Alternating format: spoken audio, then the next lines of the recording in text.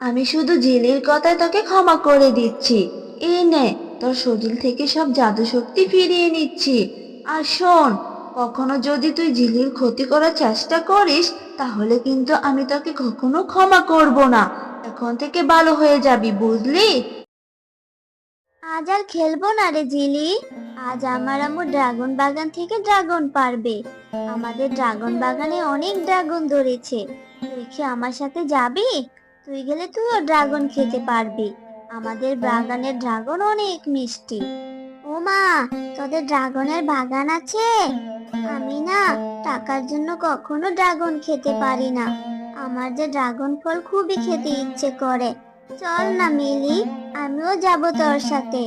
এরপর ঝিলিমিলি মিলিদের ড্রাগনের বাগানের উদ্দেশ্যে চলে যায় ড্রাগন খাওয়ার জন্য।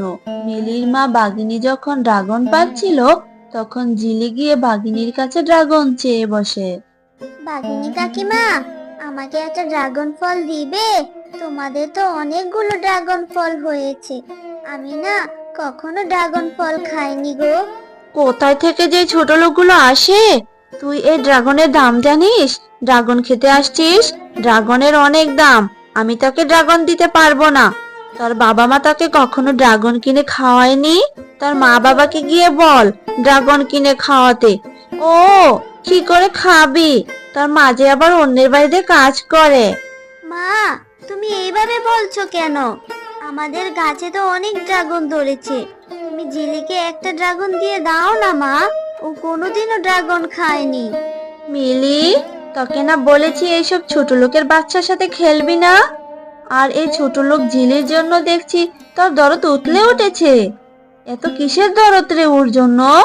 আর যেন এই জিলির সাথে খেলতে না দেখি, বুঝেছিস? আর এই যে জিলি, ড্রাগন খেতে হলে টাকা লাগবে। যা, তোর মায়ের কাছ থেকে গিয়ে টাকা নিয়ে আয়, তারপর তোকে ড্রাগন খেতে দিব।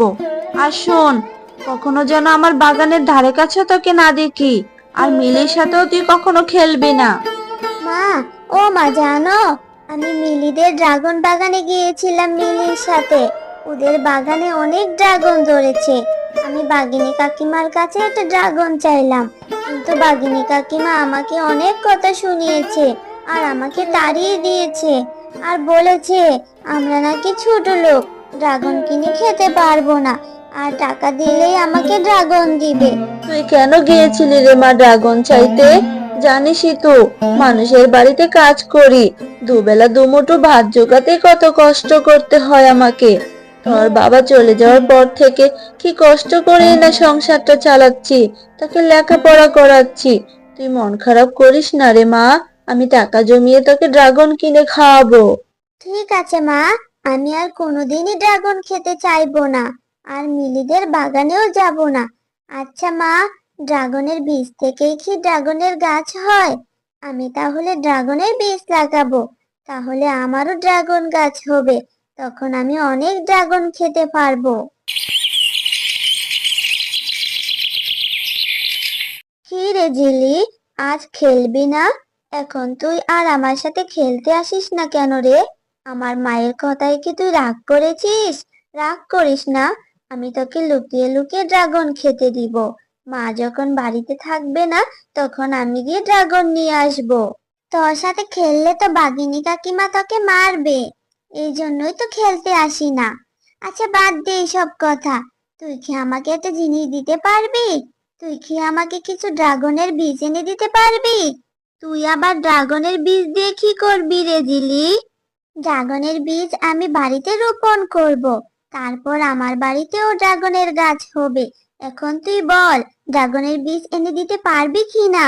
আরে পাগলি মেয়ে, ড্রাগনের বীজ থেকে তো ড্রাগনের গাছ হয় না। আমাদের বাড়িতে অনেক ড্রাগনের চারা গাছ আছে। তুই দাঁড়া, আমি এখনই ড্রাগনের চারা নিয়ে আসছি। মা বুঝতেও পারবে না। এই বলে মিলি বাড়িতে চলে যায় জিলির জন্য ড্রাগনের চারা আনতে। কিছুক্ষণ পর মিলি জিলির জন্য ড্রাগনের চারা নিয়ে আসে। কি রে মিলি, এত তাড়াতাড়ি চলে এলি? বাগিনী কাকিমা আবার দেখে ফেলেনি তো? তারপর জিলি মিলির কাছ থেকে ড্রাগনের চারা নিয়ে বাড়িতে চলে আসে। ও মাকে বলে, মা এই দেখো, মিলির কাছ থেকে আমি ড্রাগনের চারাটা এনেছি। মিলি এই চারাটি আমাকে দিয়েছে। এই চারাটি এখন আমি রোপণ করব। আমাদেরও ড্রাগন গাছ হবে, অনেক ড্রাগন ধরবে, তাই না মা? আরে পাগলি মেয়ে, এই চারা লাগালেই কি ড্রাগন ধরবে? সে কত দেরি হবে। প্রথমে চারাটি বড় হবে, তারপরে নে ড্রাগন ধরবে। তোর যেহেতু শখ হয়েছে, তাহলে তুই লাগা। তারপর জিলি বাড়ির উঠোনের এক পাশে ড্রাগনের চারাটি লাগাতে থাকে। তারপর থেকে জিলি তার ড্রাগনের চারা গাছে প্রতিদিন পানি দিতে থাকে আর গাছটির অনেক যত্ন নিতে থাকে, যাতে করে তাড়াতাড়ি ড্রাগন গাছটি বড় হয়ে যায়। মা, ও মা, গাছে তো প্রতিদিনই পানি দিচ্ছি, গাছটি বড় হচ্ছে না কেন? ও মা, কবে বড় হবে গাছ? কবে ড্রাগন ধরবে? ড্রাগন হলে তো অনেক মজা হবে, তাই না মা? এইভাবে ড্রাগন গাছের যত্ন নিতে নিতে একসময় জিলি ড্রাগন গাছে অনেক ড্রাগন ধরে, আর সেই খুশিতে জিলি নাচতে থাকে। আরে পাগলি মেয়ে, নাচানাচি পরে করিস, আগে আয় কিছু ড্রাগন পারি। আর তুই একটা ড্রাগন খেয়ে দেখ তো, ড্রাগনগুলো মিষ্টি হয়েছে কিনা। জেলি, তুমি অনেক ভালো মেয়ে, তুমি আমার অনেক যত্ন করেছো। তুমি এই গাছটার এতই যত্ন করেছো যে এই গাছের ড্রাগন গুলো অনেক পরিপক্ক আর স্বাস্থ্যবান হয়েছে। এই গাছের ড্রাগন তুমি যতদিন ইচ্ছা ততদিন খেতে পারবে। তুমি যতই ড্রাগন পারো না কেন, কখনোই এই গাছের ড্রাগন শেষ হবে না। মা দেখো না, আমাদের ড্রাগন গাছটি কথা বলতে পারে। আমাদের ড্রাগন গাছটি কত সুন্দর করে কথা বলছে আমার সাথে। আবার বলছে এই গাছের ড্রাগন নাকি কখনো শেষ হবে না। হ্যাঁ রে মা, আমিও তো তাই শুনলাম। কিন্তু এটা তো অবাক করা কথা, গাছ আবার কথা বলতে পারে। তবে ভালোই হয়েছে, এই গাছের ড্রাগন আমরা সারা বছরই বিক্রি করতে পারবো। গাছের সাথে কথা বলে জিলি ড্রাগন পেড়ে ড্রাগন খেতে থাকে, আর জিলির মা ড্রাগন পেড়ে বাজারে নিয়ে যায় বিক্রি করতে। ড্রাগন আছে গো ড্রাগন, পাকা পাকা মিষ্টি মিষ্টি ড্রাগন, নিয়ে যান নিয়ে যান। একি, এটা তো দেখছি শেফালি শিয়ালিনী। এই ছোট লোক আবার এতগুলো পাকা পাকা ড্রাগন কোথায় থেকে পেলো? আমাকে তো বিষয়টা দেখতে হবে, আজই ওদের বাড়িতে যাব। ও, তোরা ড্রাগন গাছ লাগিয়েছিস?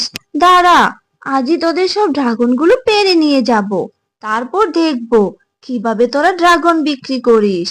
বাঘিনী যখন ড্রাগন পাড়তে যায়, তখনই ড্রাগন গাছটি কথা বলে ওঠে, আর তখনই সেখানে জিলি আর জিলির মা চলে আসে। ভাগিনী, তুমি অনেক লোভী আর অহংকারী। তুমি জিলির গাছের ড্রাগন চুরি করতে এসেছো। একসময় তুমি জিলিকে ড্রাগন খেতে দাওনি, অপমান করে তাড়িয়ে দিয়েছো। আমি ড্রাগন রানী হয়ে তোমাকে এর জন্য শাস্তি দিব। এই নাও, আমি তোমাকে শাস্তি দিলাম, তুমি এখন জ্বলতে থাকো। আ, এটা আবার কিসের জাদুর ড্রাগন গাছ রে বাবা? আমি মরে যাচ্ছি জিলি, আমাকে বাঁচা মা, আমাকে বাঁচা। আমি আর কখনো ড্রাগন চুরি করতে আসবো না। ড্রাগন রানী, তুমি বাঘিনী কাকিমাকে ছেড়ে দাও। উনি যে আমার বান্ধবী মিলির মা। বাঘিনী কাকিমার কিছু হলে আমার বান্ধবী যে অনেক কষ্ট পাবে। তুমি ওনাকে ক্ষমা করে দাও না। আমি শুধু জিলির কথায় তোকে ক্ষমা করে দিচ্ছি। এই নে, তোর শরীর থেকে সব জাদু শক্তি ফিরিয়ে নিচ্ছি। আর শোন, কখনো যদি তুই জিলির ক্ষতি করার চেষ্টা করিস, তাহলে কিন্তু আমি তোকে কখনো ক্ষমা করব না। এখন থেকে ভালো হয়ে যাবি, বুঝলি?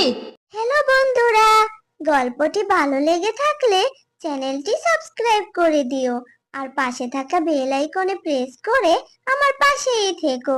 ধন্যবাদ সবাইকে।